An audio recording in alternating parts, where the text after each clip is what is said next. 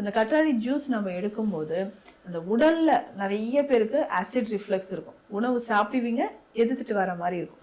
இந்த மாதிரி acid reflux நமக்கு குறையறதுக்கும் இந்த கற்றாழை பயன்படுது. இல்லைங்க, சம்மர் டைம்ல இந்த ஜூஸ் ரெடி பண்ண முடியல, வேற எப்படி இதை நம்ம எடுக்கலாம் அப்படின்னா, இந்த கற்றாழையை எடுத்துட்டு வந்து ஜூஸ் ரெடி பண்ணிக்கோங்க. இதை சிரப் மாதிரி நீங்க தயாரிச்சு எடுத்து வச்சுக்கலாம். சிரப் மாதிரினா ரொம்ப சிம்பிள். என்னன்னா வெள்ளைப்பாகு காய்ச்சிட்டு அந்த வெள்ளைப்பாகுல இந்த கற்றாழை ஜூஸ் இருக்கு பார்த்தீங்களா, நம்ம அரைச்சி வச்சிருக்கோம் இல்லைங்களா, இந்த வெள்ளைப்பாகோடு சேர்த்து நல்லா நம்ம காய்ச்சிக்கிட்டே வரணும். இதுல இருக்கக்கூடிய நீர்த்துவம் எல்லாமே போயிட்டு இது வந்து சிரப் மாதிரி நமக்கு கிடைக்கும். அந்த சிரப்பை எடுத்து வச்சுட்டு தேவையான போது தண்ணீர்ல கலந்து நம்ம குடிச்சிக்கலாம்.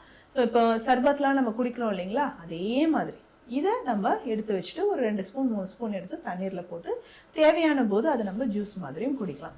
ஸோ ரெகுலராக இந்த சம்மர் முடிகிற வரைக்கும், இல்லைங்க சம்மர் முடிஞ்சதுக்கு அப்புறமும் நான் ரொம்ப ஹெல்த்தியாக இருக்கணும், ஸ்கின் நல்லா க்ளோவிங் ஸ்கின் வரணும், முக்கியமாக கற்றாழைக்கு இன்னொரு முக்கியமான ஒரு விஷயம் இருக்குது. என்னன்னு பார்த்தோம்னா, அந்த டிப்ரெஷனை நமக்கு குறைக்கக்கூடியது.